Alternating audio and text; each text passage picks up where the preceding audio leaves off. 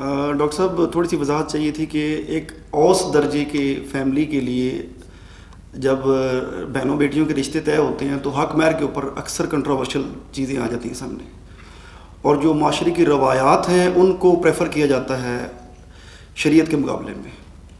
دوسرا، نکاح نامے میں ایک شک ہے 18 نمبر شک، جس میں آپ بیوی کو تفویض کرتے ہیں طلاق کا حق، اور 19 نمبر ہے کہ شوہر پہ پابندی ہے کہ وہ طلاق نہیں دے سکتا۔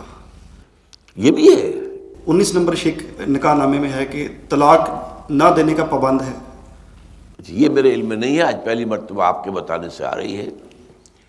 پہلی بات تو مجھے معلوم ہے کہ یہ بات اس کے اندر پرووائڈڈ ہے کہ بیوی کو بھی حق طلاق جو ہے وہ تفویض کر دیا جائے، لیکن دوسری بات یہ کہ شوہر پر پابندی ہو کہ وہ طلاق نہیں دے سکتا، یہ میرے علم میں نہیں ہے۔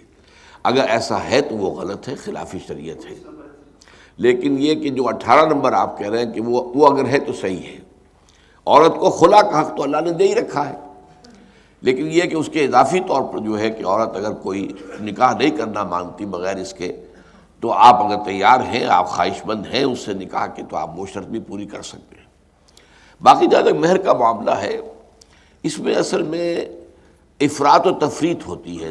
اصل باتیں جو سمجھنے کی ہے وہ یہ ہے کہ ایک تو ادائیگی کی بہرحال نیت ہونی چاہیے، چاہے فوری طور پر ادا نہ کیا جائے، لیکن نیت یہ کہ وہ ادا ہونا ہے، وہ ایک قرض یا دین کے طور پر رہے گا۔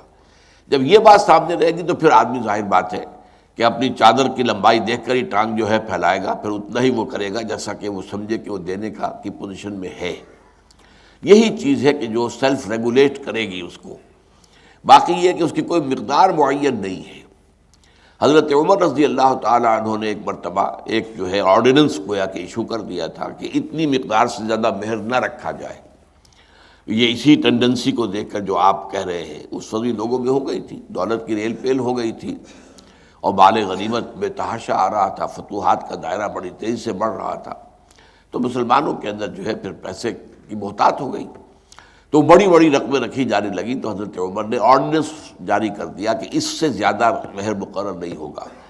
تو ایک خاتون نے انہیں راستے میں روک لیا کہ اے عمر، آپ ہمارے حق پر کیسے کوئی قنزل لگا سکتے ہیں جبکہ اللہ نے کوئی قنزل نہیں لگائی؟ اور قرآن مجید میں ہے وَآتَيْتُ إِحْدَاهُنَّ قِنطَارًا، اگر تم نے اپنی کسی بیوی کو ڈھیروں سونا دیا ہو مہر میں اور پھر طلاق دو تو اس میں سے کچھ بھی واپس دینے کا تمہیں حق نہیں ہے۔ تو یہ چیز اپنی جگہ پر ہے، دینے کی نیت ہو، اور بہترین شکل آج کے دور میں یہ ہے کہ ظاہر بات ہے کہ نکاح کے موقع پر لڑکے والوں کی طرف سے کچھ نہ کچھ زیور چڑھایا جاتا ہے، اس زیور کی مالیت ہی کو مہر قرار دے دیا جائے، گویا کہ وہ مہر ادا ہو گیا۔ وہ بہترین شکل ہے، مہر کی ادائیگی جو ہے عین نکاح کے موقع پر ہو جانا، یہ بہترین ہے۔ اور دوسری طرف یہ ہے کہ اب یہ ہے کہ وہ جو زیور ہے وہ اس عورت کی ملکیت رہے گا، شوہر کو کوئی اختیار نہیں ہوگا کہ اس میں سے کوئی بیچ کر کوئی کام اپنا کرے یا کرے۔ ہاں، بیوی کی اجازت سے بیوی چاہے تو ہو سکتا۔